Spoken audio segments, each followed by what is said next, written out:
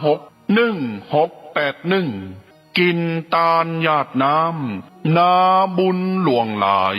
จักสุขสบายจาดนี้ปลายหน้า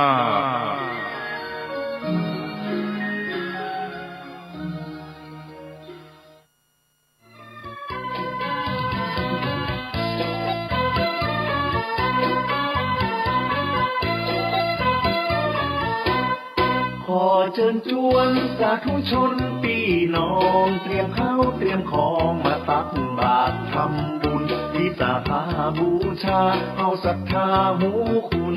ตักบาตรทำบุญถวายเป็นพุทธบูชา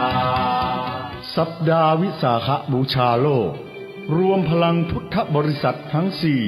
ถวายมหาสังฆทานครั้งที่3ของอำเภอดอยหล่อตักบาตรพระสงฆ์สามเณร1,028 รูปถวายเป็นพุทธบูชาเนื่องในวันประสูติตรัสรู้ปรินิพพานของพระสัมมาสัมพุทธเจ้าทำบุญเมืองดอยหล่อครบ28 ปีเพื่อสถาปนาให้เป็นดอยหล่อพุทธนครอันรุ่งเรืองด้วยศีลธรรมและรวมพลังเจ้าพุทธทรงกำลังใจช่วยเหลือคณะสงฆ์323วัด4จังหวัดชายแดนภาคใต้ในวันอาทิตย์ที่28พฤษภาคมพุทธศักราช2566เวลา6 โมงเมื่อเจ้าณถนนมัชชิมาหรือทางสายกลางศูนย์ปฏิบัติธรรมดอยหล่อหมู่ที่7บ้านป่งจ้อซอย2ตำบลสันติสุขอำเภอดอยหล่อจังหวัดเจียงใหม่โดยมีพระครูสุนทรธรรมานุโยคเจ้าคณะอำเภอดอยหล่อเป็นประธานฝ่ายสงฆ์และคุณวาสนาบุญธรรมช่วยนายอำเภอดอยหล่อเป็นประธานฝ่ายคฤหัสถ์ติดต่อสอบถามรายละเอียดเพิ่มเติมได้ที่โทรศัพท์0818811866บ่ได้ลืมเตรียมข้าวสารอาหารแห้งนุ่งชุดขาวมาตักบาตรกันนักเน้อประสูติตรัสรู้และปรินิพพานคือความสำคัญของวันวิสาขบูชาเวียนมาบรรจบครบรอบกันแล้วนาพี่น้องศรัทธาชวนกันตักบาตรทำบุญ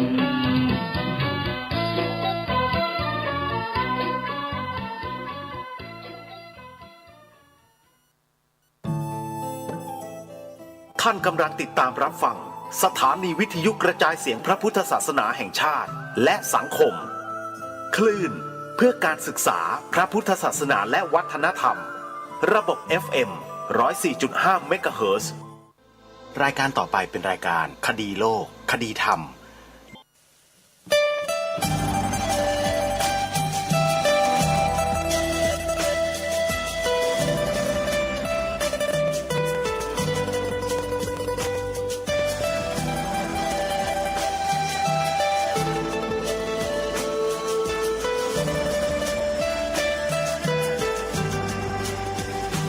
กล้าคิด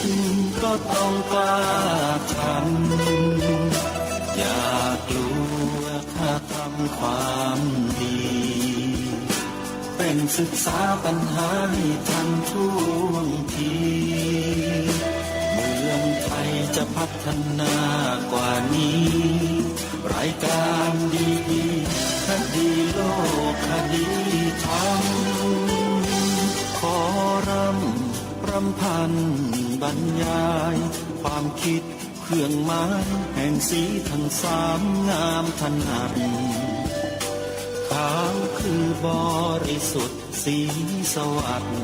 หมายพระไตรรัตน์และธรรมะคุ้มจิตไทยแดงคือโลหิตเราใสซึ่งยอมสละได้เพื่อรักษาชาติศาสนาน้ำเงินคือสีโสภาอันจอมประชาพระโปรดเป็นของส่วนองค์จัดริ้วเข้าเป็นไตรรงค์จึงเป็นสีธงที่รักแห่งเราชาวไทยทหา ไปยงยุทธวิชัยวิชิตก็ชูเกียรติสยามประเทศไทยที่เจริญมั่นคงมาได้จนถึงทุกวันนี้มิได้เกิดขึ้นจากความหวาดกลัวอย่างคลาดเขลาแต่บรรพบุรุษไทยของเราทุกยุคทุกสมัยล้วนแต่มีความกล้าหาญและชาญฉลาดปกป้องเอกราชสร้างชาติให้เกิดความมั่นคงโดยมีธงแห่งพระไตรรัตน์เป็นเครื่องนำชัย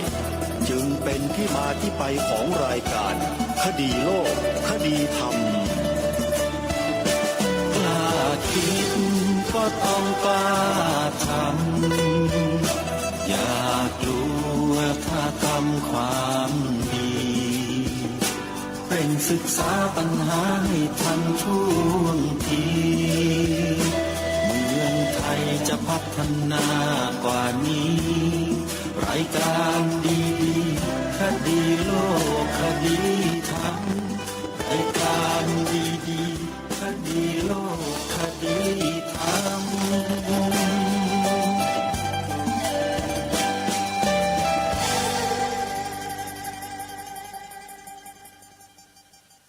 ท่านสามารถดาวน์โหลดแอปพลิเคชันเพื่อติดตามรับฟังรายการนี้ได้ทุกวัน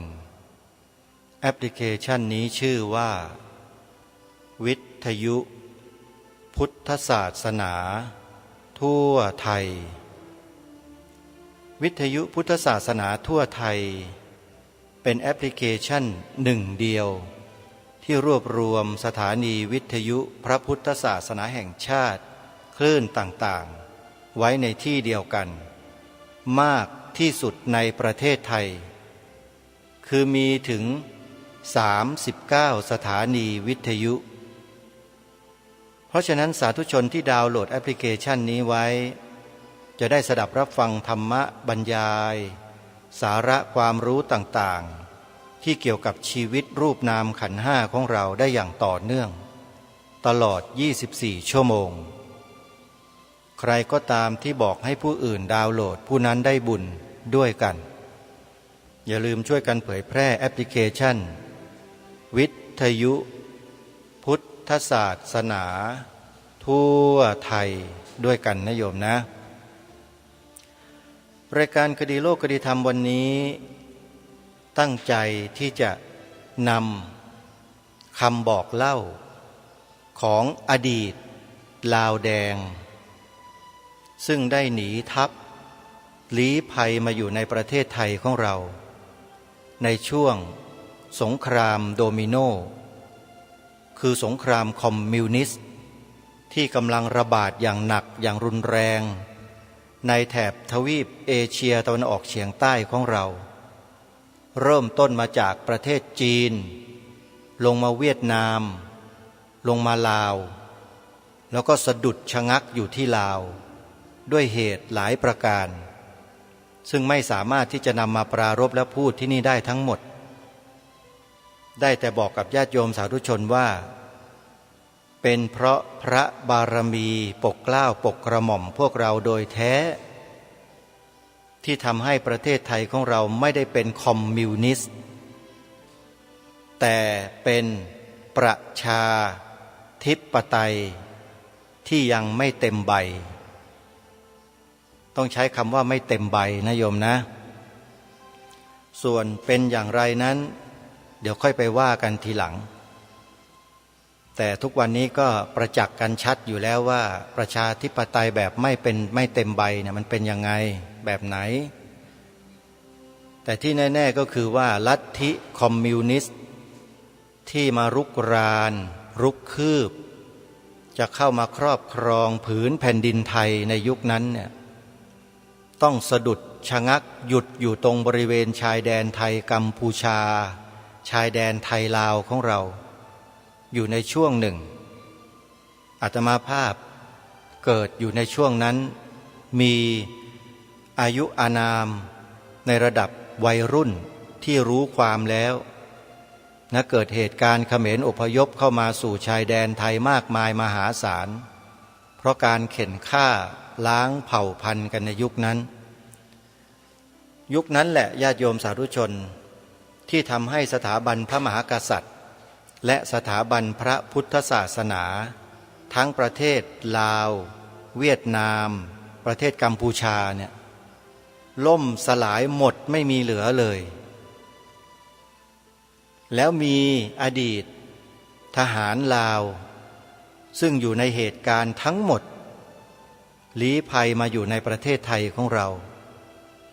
แล้วก็มาบอกเล่าถึงวิธีการทำลายล้าง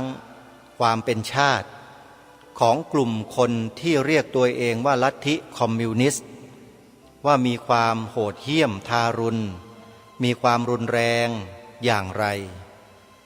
พระเจ้าพระสงฆ์เองก็ไม่เว้นที่จะต้องถูกกระทำจากลัทธิดังกล่าวแล้วคนที่ถือลัทธิแบบนี้ในบ้านเมืองไทยเรายังมีอยู่ไหมมีนะ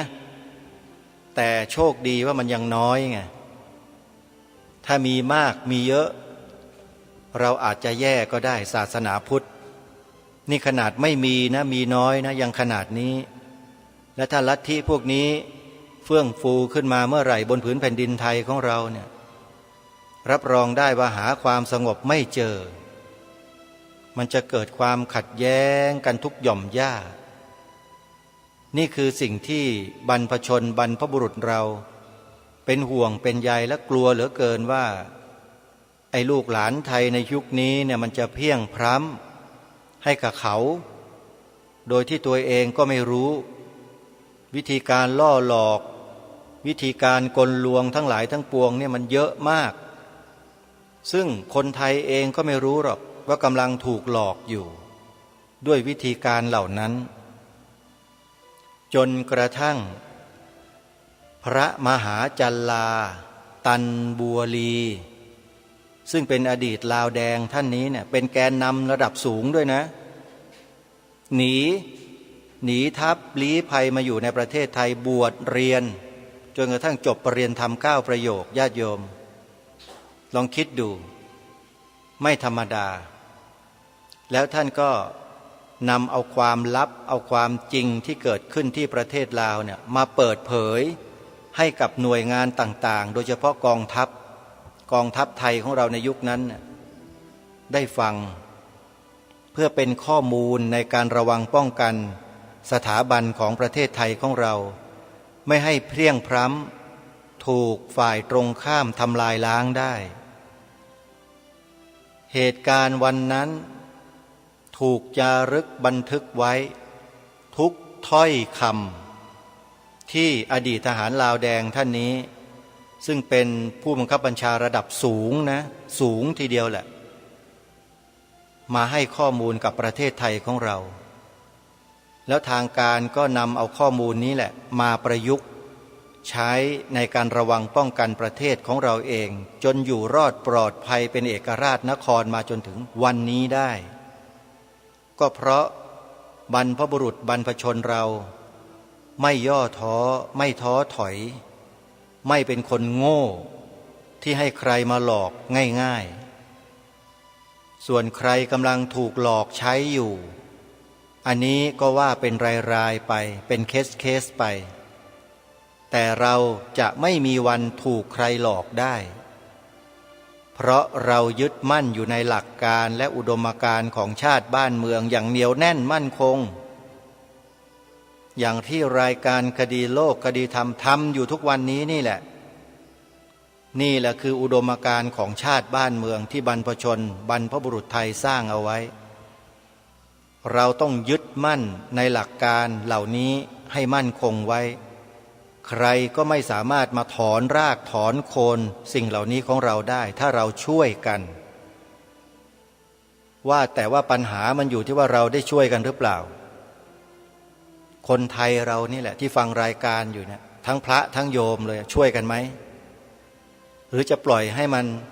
สูญเสียไปเสียหายไปโดยที่เราไม่ทำอะไรกันเลยอย่างนั้นหรือเปล่าตัวใครตัวมันหรือเปล่าอาตมาภาพเพียรเฝ้าถามตัวเอง อย่างเนี้ยมาโดยตลอดก่อนที่จะตัดสินใจมาทำหน้าที่ตรงนี้มันก็ตัดสินใจแล้วก็มาทำหน้าที่อยู่ตรงนี้เป็นกระบอกเสียงเป็นสื่อเป็นข้อมูลให้กับพี่น้องคนไทยให้กับพุทธศาสนิกชนคนไทยของเราซึ่งเป็นประชากรส่วนใหญ่ของประเทศเนี่ยได้รับรู้รับทราบส่วนท่านจะรับรู้รับทราบและเข้าใจมากน้อยเพียงใดก็ขึ้นอยู่กับแต่ละท่านไม่ได้ขึ้นอยู่กับผู้ที่นำมามอบให้ความเชื่อความศรัทธาของท่านมันอยู่ที่ตัวท่านทั้งนั้นไม่ได้อยู่ที่ตัวกระผมและตัวอาตมาภาพไม่ใช่อาตมาภาพและกระผมมีหน้าที่มาบอกนำข้อมูลมาเล่าให้ฟังส่วนท่านจะเชื่อหรือไม่เชื่อจะช่วยกันระวังป้องกันหรือไม่ช่วยกันระวังป้องกันหรือจะตามแก้ไขเหมือนงัวหายล้อมคอกก็แล้วแต่อันนั้นคือหน้าที่ของแต่ละท่านที่จะตัดสินใจกันเองด้วยปัญญาด้วยความรู้ด้วยความสามารถด้วยเจตนาของแต่ละท่านที่ทุกคนมีอยู่แล้วแต่จะทำหรือเปล่าเท่านั้นเองอันนี้จึงขอฝากกับทุกฝ่ายทุกท่านเอาไว้ว่าพวกเราจงอย่าตกอยู่ในความประมาทกันเลยรายการนี้ย้ำหลายครั้งแล้วมีขบวนการที่จะล้มประเทศไทยของเราอยู่ตลอดเวลาทั้งสองฝ่ายเลยฝ่ายโลกเสรีฝ่ายโลกสังคมนิยมกำลังจะบีบกำลังจะผสมผสานกำลังที่จะมาทำให้เกิดความเละเทะขึ้นในประเทศไทยของเราอยู่ตลอดเราต้องระมัดระวังในข้อนี้ให้ดีวิธีการหนึ่งที่ทำให้เรานั้นไม่ตกอยู่ภายใต้อำนาจลัทธิความเชื่อของทั้งสองฝ่ายมีวิธีหนึ่ง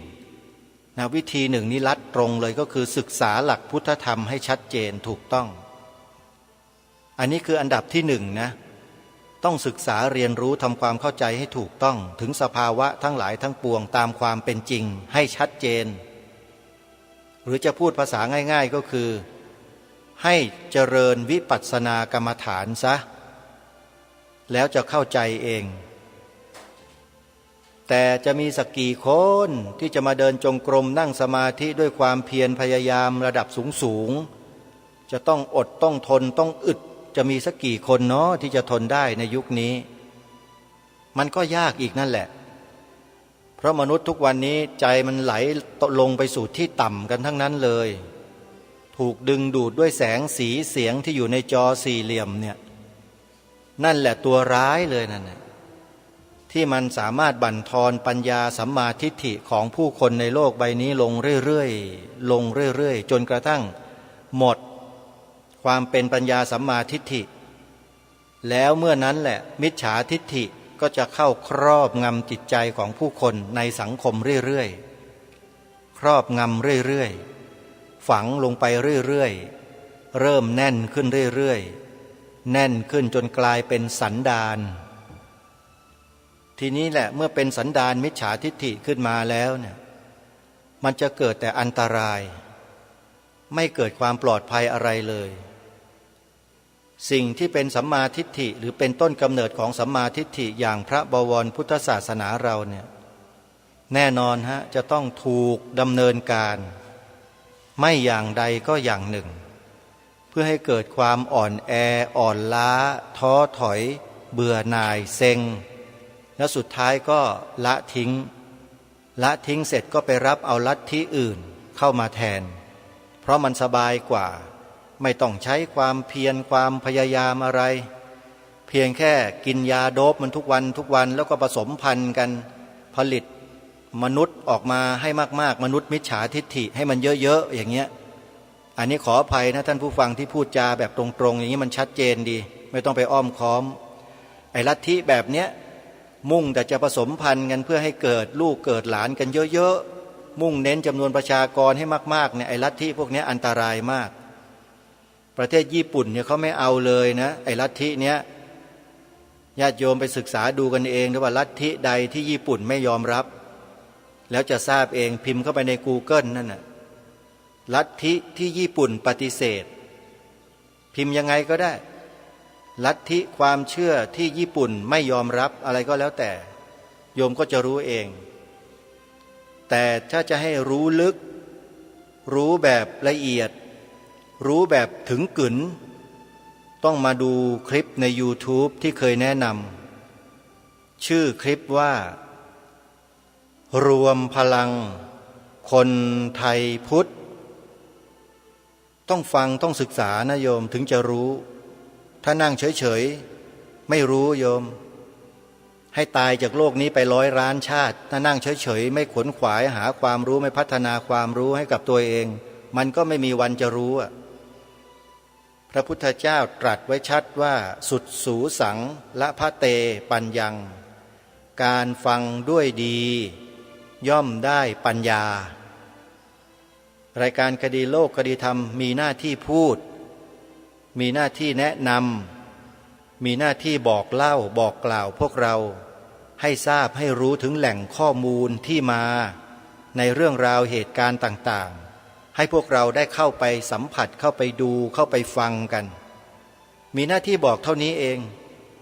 ส่วนความรู้ความเข้าใจมันก็ขึ้นอยู่กับปัญญาของแต่ละท่านว่าจะขบคิดพิจารณาให้เห็นภาพชัดเจนและเป็นไปในทิศทางเดียวกันได้หรือไม่มันขึ้นอยู่กับผู้ฟังทุกท่านเองผู้ดำเนินรายการชี้นำไม่ได้แต่แนะนำนะฮะแต่จะชี้นำได้คือชี้นำให้แปลงความหมายสีขาวในธงชาติไทยเนี่ยให้หมายถึงพระพุทธศาสนาเท่านั้นอันนี้ชี้นำเลยเพราะอะไรที่กล้าชี้นำเรื่องนี้ก็มันเป็นความถูกต้องไงของประเทศนี้ที่เป็นเอกราชนครไม่ใช่เป็นประเทศขี้ข้าไม่ใช่เป็นประเทศเป็นทาสใครเพราะฉะนั้นสีขาวในธงไตรรงค์หมายถึงสถาบันสูงสุดของประเทศคือศาสนานั้นหมายถึงศาสนาพุทธเท่านั้นศาสนาอื่นไม่ใช่ใครอย่าเที่ยวมาเลอะเทอะนะมาทำให้ธงชาติไทยเปรอะเปื้อนเพราะพระองค์ผู้ทรงพระราชทานความหมายและผืนธงนี้เอาไว้นั้นตรัสไว้ชัดในหมวดของสีขาวว่าขาวคือบริสุทธิ์สีสวัสดิ์คำว่าบริสุทธิ์สีสวัสดิ์คือเพียวทรายไม่มีสิ่งเจือปนใดๆอื่นเลยมีอยู่สิ่งเดียวเท่านั้นนะโยมความหมายตรงนี้เนี่ยตีความให้ออกในเบื้องต้นเรียกว่าบทประธานก่อนขาวคือบริสุทธิ์สีสวัสดิ์แล้วพระองค์ก็จะทรงขยายว่าหมายถึงอะไรหมายถึงพระไตรรัตน์และธรรมะคุ้มจิตไทยในที่นี้จะแปลงเป็นอย่างอื่นไม่ได้เลยฮะพระองค์ทรงกำหนดไว้เฉพาะพระบวรพุทธศาสนาเท่านั้นด้วยเหตุนี้รายการคดีโลกคดีธรรมจึงกล้าที่จะท้าทายทหาร3 เหล่าทัพกล้ายืนยันหรือยืนหยัดอยู่บนความถูกต้องอันนี้ไหมกล้าไหมเป็นทหารน่ะกล้าหรือเปล่ากล้ายืนหยัดอยู่บนความถูกต้องนี้ถ้ากล้ายืนหยัดจะเป็นทหารที่กล้าจริงเนี่ยยืนหยัดสิตามรอยเบื้องพระยุคลบาทองค์พระมหากษัตริย์อย่าอ้างความจงรักภักดีแล้วไม่กระทำการแล้วอย่าอ้างความจงรักภักดีนะสิ่งที่อัญเชิญมานี่ขององค์พระบาทสมเด็จพระมงกุฎเกล้าเจ้าอยู่หัวรัชกาลที่ 6ผู้ทรงพระราชทานธงไตรรงค์และความหมายธงไตรรงค์ไว้อย่างชัดเจนคุณจะไปตีหรือไปแปลงความหมายนี้เป็นอย่างอื่นไม่ได้นะไม่ว่าใครทั้งนั้นหน้าไหนทั้งนั้นแหละนี่คือสิ่งที่เราจะต้องยืนอยู่บนหลักนี้ให้ได้ไม่ใช่หวงแหนไม่ใช่เห็นแก่ตัวศาสนาพุทธไม่ใช่ศาสนาเห็นแก่ตัวนะถ้าเรายกศาสนาที่ไม่เห็นแก่ตัวขึ้นมาเป็นอันดับหนึ่งเป็นหนึ่งเดียวเป็นศาสนาประจำชาติบัญญัติไว้ในรัฐธรรมนูญมันจะเกิดแก่ผลดีอย่างเดียวไม่มีผลร้ายไม่มีผลเสียต่อใครเลยสักคนหนึ่งหรือใครจะเถียงมีไอ้เจ้าลัทธิที่ไหนจะมาเถียงบ้างไหมล่ะไม่มีใครกล้าเถียงหรอกโยมแต่ไอ้พวกเราคนไทยกันเองนี่แหละมันขี้ขลาดตาขาวกันไม่เข้าท่าไม่เข้าเรื่องกันเองไม่กล้ากันเอง ทั้งที่สิ่งเหล่านี้องค์พระมหากษัตริย์พระราชทานไว้ให้อย่างชัดเจนมีหลักฐานยืนยันชัดอยู่แล้วว่าสีขาวหมายถึงพระพุทธศาสนาเท่านั้นแต่พวกเราก็ไม่กล้าที่จะพูดออกอากาศกันไม่กล้ายืนยันความจริงนี้ให้โลกได้รู้กลัวอะไรกันอยู่ก็ไม่ทราบนะเนี่ยประหลาดไหมเนี่ยมันน่าจะเป็นสัญลักษณ์ของความสูญเสียเอกราชครั้งนี้ระยะยาวกระมังที่คนไทยเราไม่กล้ากันถึงขนาดนี้รายการนี้จึงมาปลุกมาเร้าให้พวกเราได้รับผิดชอบได้ทำหน้าที่กันใครจะพูดยังไงจะว่ายังไงจะคิดยังไงช่างนะช่างแมลงมันนะช่างแมลงนะโยมไม่ใช่ช่างอย่างอื่นนะช่างมันขอให้เราได้ทำหน้าที่อย่างลูกผู้ชายของเราอย่างลูกหลานไทยของเราเนี่ยพอแล้ว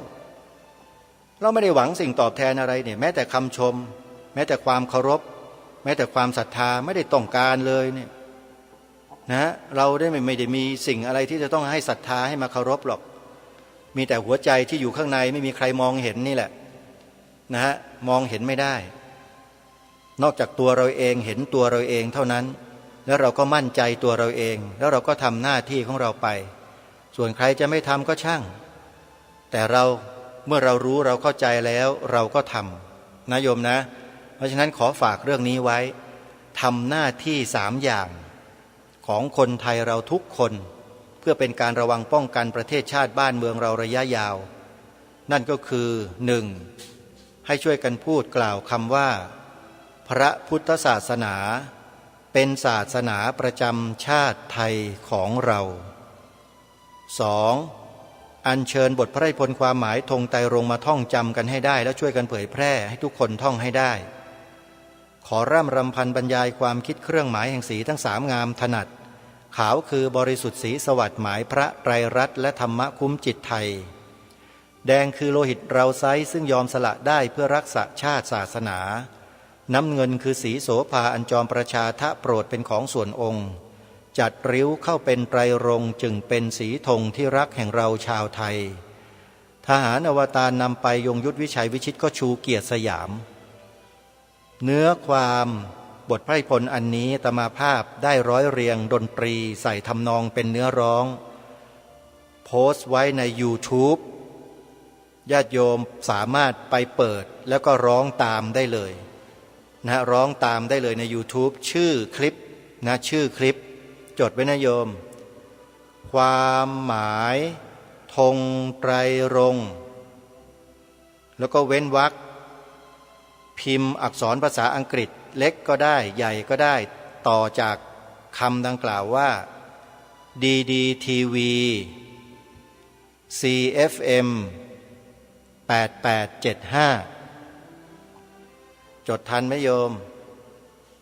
ใครเคยติดตามชม DDTV ที่อาตมาภาพเป็นพิธีกรรายการตระเวนคนตระเวนธรรมอยู่นั่นแหละให้พิมพ์คำนั้นต่อมาเลย DDTV CFM 8875ต่อจากคำว่าความหมายธงไตรรงค์แล้วก็ไปจดไปจำกันเอาเองโยมเผยแพร่ให้แล้วนะไม่ใช่ไม่เผยแพร่บอกแล้วนะไม่ใช่บอกไม่บอกบ่อยด้วยแล้วหลายครั้งด้วยแล้วถ้าเรายังไม่สนใจไม่ใส่ใจกันอยู่ต่อไปทีนี้ก็ตัวใครตัวมันอาตมาภาพทำหน้าที่จนถึงที่สุดด้วยการบอกด้วยการแนะกันถึงขนาดนี้แล้วนะโยมนะที่เหลือเราท่านทั้งหลายทำกันเองและต้องช่วยกันทำด้วยนะเป็นการสืบสารรักษาต่อยอดนะขององค์บุรพมหากษัตริย์ไทยของเราอย่างแท้จริงและมีหลักฐานปรากฏยืนยันอย่างชัดเจนเพราะฉะนั้นเราต้องตีความสีขาวในธงชาติไทยให้เป็นไปในทิศทางเดียวกันเหมือนกันทั้งบ้านทั้งเมืองว่าสีขาวในธงชาติไทยหมายถึงพระพุทธศาสนาเท่านั้นไม่ต้องกลัวทำไปเลยแล้วถ้าใครมันจะฟ้องจะร้องดีชอบมาถ้าสิ่งที่ทำที่พูดอยู่ผิดเนี่ยฟ้องเลยนะฮะเดี๋ยวจะได้บอกกับศาลให้รู้ด้วยว่าความจริงคืออะไร บางทีสารยุคนี้ท่านก็ไม่รู้หรอกนะท่านไม่ทราบหรอกว่าความหมายธงไตรรงค์ที่แท้จริงเนี่ยที่เต็มเนี่ยอย่างที่อัญเชิญมาเมื่อสักครู่นี้ท่านก็ท่องได้ไม่จบหรอกท่านอาจจะไม่ได้ศึกษาเรียนรู้มาด้วยดีจะได้ไปรายงานให้ท่านทราบด้วยนะอันนี้ไม่ได้ท้าทายนะแต่เอาจริงโยมเรื่องนี้พูดเล่นๆกันไม่ได้คำพูดของคนเรานั้นเมื่อเรายังไม่พูดเนี่ยเราเนี่ยเป็นนายคำพูดแต่คำพูดนี้เมื่อออกไปแล้วคำพูดนี้เป็นนายเรายินดียินดีแล้วก็พูดไม่ใช่พูดด้วยความที่ไม่รู้เรื่องแล้วก็ไม่เข้าใจไม่ใช่แต่ด้วยความมั่นใจขอฝากไว้นะเอาละท่านสาธุชนผู้ฟังเมื่อวานนี้ปรารภกับท่านผู้ฟังว่าจะเปิดคลิปเสียงของอดีตผู้นำระดับสูงทหารลาวแดง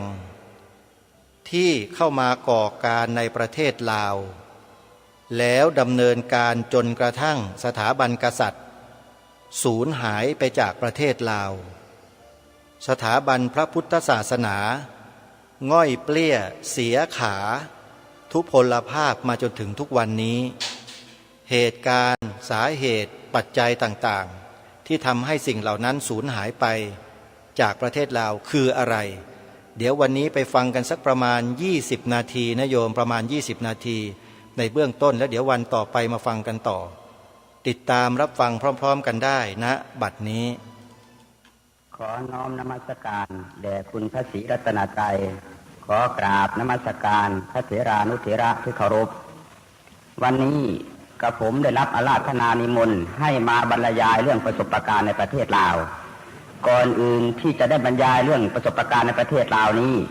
ทางพิธีกรบอกว่าให้กระผมแนะนำประวัติความเป็นมาของกระผมเสียก่อนกระผมเองนั้นเกิดที่ประเทศลาวที่จังหวัดศรีพันดรเกิดในปีพ.ศ. 2477และต่อมาถึงพ.ศ. 2491กระผมก็ได้ออกเป็นทหารลาวแดงและก็ได้ไปศึกษาที่เวียดนาม2 ครั้งที่ดักยิงหน1หัวบินหน1พอสำเร็จการศึกษาแล้วก็ทำการสู้รบกับฝรั่งเศสจนถึงปีพ.ศ.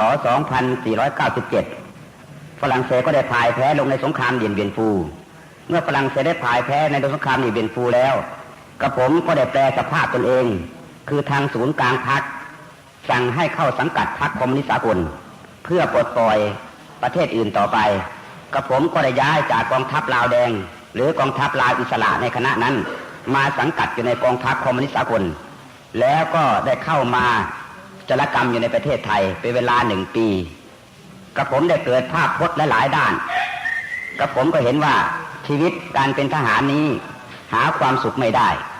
โลกนี้จะมีความเสมอภาคดังที่กล่าวนั้นมันก็เป็นไปไม่ได้กระผมคิดอย่างนี้แล้วกระผมก็เลยหนีทัพลาวแดงก็ไปบวชในปีพ.ศ. 2498ซึ่งในคณะก่อนจะบวชนั้นกระผมมียศเป็นร้อยเอกเป็นผู้บังคับกองร้อยพอบวชเสร็จแล้วก็เข้ามาศึกษาอยู่ในประเทศไทยตั้งแต่ปีพ.ศ. 2498จนถึงปีพ.ศ. 2510เป็นเวลา13 ปีสำเร็จการศึกษาจากมหามงกุฎราชวิทยาลัยแล้วก็ผมก็กลับไปสู่ประเทศลาวอยู่ในประเทศลาวได้9 ปีคอมมิวนิสต์เข้ายึดครองประเทศลาวได้กับผมก็โชคดี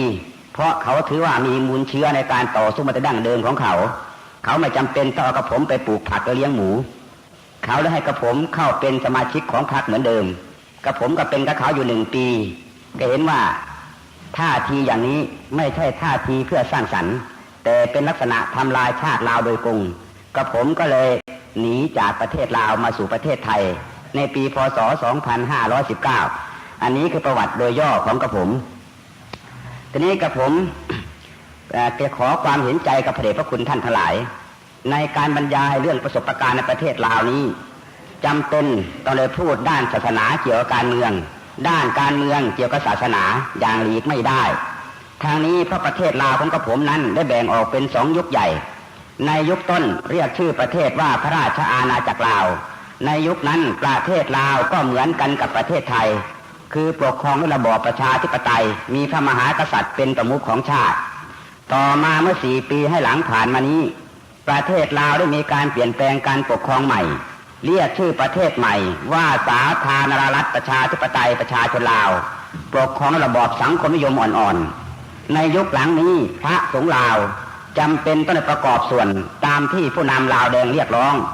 พระสงฆ์ลาวรูปใดเมื่อผู้นำลาวแดงเรียกร้องให้ประกอบส่วนแล้วถ้าไม่ยอมปฏิบัติตามรูปนั้นเขาถือว่าเป็นปฏิการต้านการปฏิวัติของเขาจะดับสูญชีวิตคือฆ่าเสียทันทีเช่นท่านอาจารย์ชาคำแดงที่จังหวัดศรีพันดรท่านอาจารย์องค์นี้เป็นพระที่ประชาชนลาวภาคใต้ให้ความเคารพนับถือยิ่งนักเมื่อพวกลาวแดงยึดอำนาจรัฐได้แล้วเขาก็เห็นว่าถ้าพระอาจารย์ชาคำแดงนี้มาร่วมขบวนการด้วยก็จะเป็นเหตุขบวนการของเขาก้าวไปได้ไกลขึ้นเขาเลยไปอาราธนานิมนต์ท่านให้ประกอบส่วนด้วยท่านก็ปฏิเสธไม่ยอมปฏิบัติตามเมื่อท่านไม่ปฏิบัติตามเขาก็เลยเอาท้ายปืนอาก้าถวายท่านดับสูญชีวิตของท่านไปทันทีอีกองค์หนึ่งคือท่านอาจารย์บุญมากที่จังหวัดนครจำปาสักท่านอาจารย์บุญมากรูปนี้เป็นลูกศิษย์ของท่านอาจารย์มั่นโพลิทัตโตแห่งประเทศไทยซึ่งได้ส่งไปเผยแพร่ศาสนาด้านปฏิบัติหรือที่พวกเราเรียกว่ากรรมฐานที่ประเทศลาวเป็นเวลายาวนานถึง30 กว่าปีเศษมาแล้วเป็นพระที่ปฏิบัติดีปฏิบัติชอบเป็นที่เคารพสักการะของพุทธศาสนิกชนของลาวภาคใต้เมื่อพวกลาวแดงยึดอำนาจรัฐได้แล้วเขาก็หวังจะใช้พระอาจารย์บุญมากนี้ให้เป็นประโยชน์ในด้านการเมืองเขาก็ไปอาราธนานิมนต์ท่านให้ประกอบส่วนด้วยท่านก็ปฏิเสธไม่ยอมปฏิบัติตามทางนี้เพราะท่านอาจารย์บุญมากรูปนี้เป็นพระที่มีวิชาความรู้ท่านได้พิจารณาเห็นว่าทฤษฎีการปกครองแบบใหม่นี้มันเป็นวัตถุนิยมล้วนไม่ยอมรับเอาศาสนาซึ่งเป็นจิตตนิยมเมื่อท่านปฏิเสธไม่ยอมปฏิบัติตามเขาก็เลยเอาท้ายปืนอาก้าถวายอีกเช่นกันด้วยเหตุนี้พระสงฆ์ลาวในยุคหลังรวมทั้งตัวกับผมด้วยใจไม่เข้มแข็งพอเพราะกลัวท้ายปืนอาก้าของเขาก็จึงจำเป็นต้องประกอบส่วนกับเขาการประกอบส่วนนั้นก็แล้วตั้งแต่ความรู้ความสามารถของพระแต่ละองค์อยู่ที่ลาวภาคใต้คือที่จังหวัดจำปาสักปากเซศรีพันดรนั้นถ้าพระองค์ไหนเป็นพระผู้เฒ่าผู้แก่ไม่มีเลี้ยวไม่มีแรงเขาก็ให้สารหมวกสันตะกร้าเพื่อแลกข้าวสารกินวันละ3 ขีดครึ่งถ้าองค์ไหนหนุ่มลงมาหน่อยขนาดพระเดชพระคุณท่านทั้งหลายนี้เขาก็ให้เลี้ยงหมูเลี้ยงเป็ดเลี้ยงไก่ปลูกผักตามสภาพของแต่ละองค์นี่แหละเรียกว่าสภาพการประกอบส่วนของเขาสำหรับตัวกับผมเองนั้นโชคดีไม่ได้เลี้ยงหมูเขาหรอกครับทางนี้เพราะเขาถือว่ากับผมเองนี้มีมูลเชื้อในการต่อสู้มาแต่ดั้งเดิมคือกับผมเองนั้นก่อนจะบวชกับผมก็ได้เป็นทหารลาวแดงมาแล้วเรียกว่าเป็นทหารลาวอิสระมาแล้วทีนี้พวกลาวแดงต่างๆในปัจจุบันนี้ส่วนที่เป็นหัวหน้าคือเป็นนายพันนายพลนั้นส่วนมากก็เป็นเพื่อนเก่าของกับผมเท่านั้นซึ่งแต่ก่อนนั้นเขาเข้าใจว่ากับผมนี้สูญเสียชีวิตในสนามรบไปแล้วที่จริงกับผมไม่ได้ตายกับผมหนีทัพเพราะว่าเข้ามาเขาก็จำได้เขาเลยดึงกับผมออกจากการจัดตั้งในวงการคณะสงฆ์ไปสู่การจัดตั้งในทางโลกระดับแรกนั้นเขาก็แต่งตั้งกับผมให้เป็นสมาชิกสภาผู้แทนตำบลเป็นทางเทศท่าเหลืองอย่างนี้นะท่านนะพอต่อมาก็เลื่อนขึ้นเป็นสมาชิกสภาผู้แทนอำเภอและต่อมาก็เลื่อนขึ้นเป็นสมาชิกสภาผู้แทนจังหวัดและต่อมาก็เลื่อนขึ้นมาเป็นคณะบริหารรัฐครอบคลุม6 จังหวัดภาคใต้ของลาวมีจังหวัดจำปาสักปากเซศรีพันดรอัตตปือสะละวันและวาปีคันทองด้วยเหตุนี้พระเดชพระคุณท่านทั้งหลายถ้าใครยังไม่เคยเห็นหน้าคอมมิวนิสต์ใหญ่ก็ดูหน้ากับผมนี่ก็ได้และเมื่อเป็นดังนี้กับผมบรรยายเรื่องศาสนาและการเมืองปะปนกันไปอย่างนี้กับผมจึงขอความเห็นใจกับพระเดชพระคุณทั้งหลายอย่านึกว่ากับผมนี่มาเล่นการเมืองมาพูดการเมืองกับผมไม่มีเจตนาเช่นนั้นเจตนาของกับผมมาพูดในวันนี้เพียงแต่ว่านำเอาประสบการณ์ซึ่งกับผมได้รู้ได้เห็นได้กระทำด้วยตนเองในประเทศลาวมาเล่าถวายพระเดชพระคุณเท่านั้นพระเดชพระคุณฟังได้พระเดชพระคุณก็ฟังไม่ได้ก็ฟังทางนี้เพราะพระเดชพระคุณมีหน้าที่ฟังจำเป็นต้องฟังนี่ผู้เป็นคอมมิวนิสต์เก่าพูดแบบนี้นะครับ ทีนี้กับผมจะย้อนพาพระเดชพระคุณไปดูประวัติศาสตร์ลาวเพื่อจะได้เห็นภาพพจน์อย่างชัดแจ้งขึ้นว่าความเป็นมาของประชาชนลาวนั้นเป็นมาอย่างไรศาสนาเข้าสู่ประเทศลาวนั้นเป็นลักษณะอย่างไรจะได้เห็นภาพพจน์อย่างชัดแจ้งว่าลาวและไทยนั้นถ้าแท้แล้วก็มีสายเลือดเป็นอันหนึ่งอันเดียวกันนั่นเองประชาชนอันที่เรียกว่าประชาชนลาวในปัจจุบันนี้แรกเริ่มเดิมทีก็มีถิ่นฐานบ้านช่องอยู่ที่แม่น้ำฮวงโหแม่น้ำเยียงซีเกียงประเทศจีนโน้นแล้วอยู่ต่อมาก็ถูกจักรพรรดิจีนลุกไล่ลงมาเป็นลำดับแล้วได้มาตั้งถิ่นฐานอยู่ที่หนองแสตั้งถิ่นฐานที่หนองแสได้ประมาณ300 ปีเศษก็ถูกจักรพรรดิจีนลุกไล่ลงมาอีกแล้วแตกกระจายกันออกเป็น2 สายใหญ่สายหนึ่งไปตั้งถิ่นฐานตามริมแม่น้ำโขงสายนั้นเรียกว่าไทยน้อยหรือเรียกว่าประชาชนลาวในปัจจุบัน ส่วนอีกสายหนึ่งมาตั้งถิ่นฐานตามริมแม่น้ำเจ้าพระยาสายนั้นเรียกว่าไทยใหญ่หรือเรียกว่าประชาชนไทยในปัจจุบันส่วนอีกสายหนึ่งซึ่งเป็นสายย่อยๆได้แตกออกจากสองสายใหญ่นี้ข้ามประเทศพม่าลงไปสู่ประเทศอินเดียไปเป็นไทยอัสสัมหรือไทยอาหมที่ประเทศอินเดียโน้นและยังเหลือตกค้างที่ประเทศพม่าอีกเรียกว่าไทยใหญ่ประมาณ3 ล้านเศษอันนี้คือประวัติศาสตร์ความเป็นมาโดยย่อของประชาชนลาวกับผมเล่าแต่เพียงเท่านี้ก็หวังว่าพระเดชพระคุณท่านทั้งหลายคงจะทราบแล้วว่าลาวและไทยนั้นที่แท้แล้วก็มีเลือดเนื้อเชื้อไขเป็นอันหนึ่งอันเดียวกันนั่นเองทีนี้สำหรับศาสนาเข้าสู่ประเทศลาวนั้นแบ่งออกเป็น3 ระยะในระยะแรกเมื่อประชาชนลาวมาตั้งถิ่นฐานตามริมแม่น้ำโขงก็ได้เอาเมืองคำทองหรือที่เรียกว่านครหลวงพระบางในปัจจุบันนี้เป็นนครหลวงของประเทศอยู่ต่อมาประมาณ600 ปีเศษมานี้ได้มีกษัตริย์พระองค์หนึ่งอุบัติขึ้นที่เมืองคำทองทรงพระนามว่าเจ้าฟ้างุ่มเจ้าฟ้างุ่มนี้เมื่อทรงอุบัติขึ้นมามีพระทนคือมีลิ้นไม่เหมือนคนทั้งหลายปลายลิ้นเป็นสีดำภาษาลาวเรียกว่าลิ้นกลางเมื่อเป็นดังนี้ประชาชนก็เห็นว่าเจ้าฟ้างุ่มนี้ขืนเอาไว้จะเป็นกาลีบ้านกาลีเมืองก็เลยทำแพล่องท่านไปตามลำแม่น้ำโขงนะเป็นจนจะตกเหวอยู่แล้วในคณะนั้นมีพระมหาเถระองค์หนึ่งชื่อว่าพระมหาปาสมันเป็นชาวเขมรได้มาปักกฏอยู่ที่ดอนไผ่ซึ่งเป็นเกาะที่ตั้งอยู่บนหัวเหวนะพอเห็นแพเจ้าฟ้างุ่มลอยมาก็เลยเอาไม้เกาะดึงเข้ามาแล้วเอาเจ้าฟ้างุ่มนั้นมาเลี้ยงไว้จนมีพระชนมายุได้11 พรรษาและพระมหาปาสมันก็เลยส่งเจ้าฟ้างุ่มนี้ไปถวายพระเจ้าแผ่นดินเขมรพระเจ้าแผ่นดินเขมรก็ทรงประทับอยู่พระเจ้าฟ้างุ่มก็ทรงประทับอยู่ที่ประเทศเขมรจนมีพระชนมายุได้31 พรรษาพระเจ้าแผ่นดินเขมรก็ทรงยกพระธิดาให้พระองค์หนึ่งทรงพระนามว่าพระนางแก้วเกียงยาเป็นเอกอัครมเหสีพร้อมทั้งมอบกองทัพให้1 กอง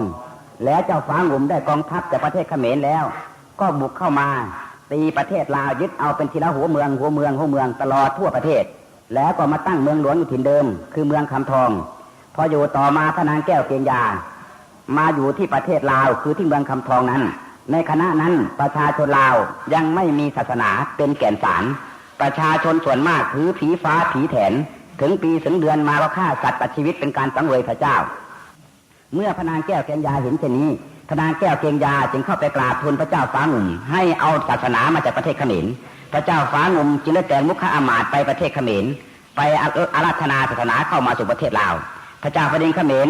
จึงยกพระบางให้1 องค์และแต่งตั้งพระมหาปาสมันให้เป็นหัวหน้าคณะสงฆ์พร้อมด้วยคณะสงฆ์หมู่หนึ่งเข้ามาประดิษฐานไว้ที่เมืองคำทองแล้วเลยเปลี่ยนชื่อเมืองคำทองนั้นว่านครหลวงพระบางตามชื่อของพระบางซึ่งรับพระราชทานมาจากประเทศเขมรนั้นอันนี้เป็นศาสนาสายที่1เข้าสู่ประเทศลาวทีนี้ศาสนาสายที่2ศาสนาสายนี้ไปจากสุวรรณภูมิประเทศคือประเทศไทยนี่เองศาสนาสายนี้เมื่อเผยแพร่เข้าสู่ประเทศลาวก็เข้าไปที่นครหลวงเวียงจันทร์แล้วขยายตัวต่อไปถึงลาวภาคกลางในคณะนั้นเรียกว่าเมืองมลุกขานครได้แก่นครพนมทางซีกฝั่งขวาและนท่าแขกทางซีกฝั่งซ้ายของประเทศลาวรวม2 เมืองนี้เรียกว่าเมืองมลุกขานคร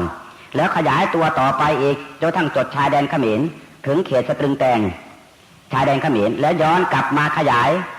เผยแพร่ศาสนาขึ้นอยู่ที่จังหวัดนครจำปาสักอันนี้เป็นศาสนาสายที่2สำหรับศาสนาสายที่3นั้นได้แก่คณะสงฆ์วงธรรมยุทธศาสนาสายนี้ไปจากวัดบวรนิเวศวิหารในสมัยรัชกาลที่4ศาสนาคณะสงฆ์วงธรรมยุทธนี้เมื่อเข้าสู่ประเทศลาวก็แบ่งออกเป็น3 สายเหมือนกันสายหนึ่งไปประดิษฐานไว้ที่จังหวัดอุบลราชธานีให้เชื่อวัดสุปัตตนาราม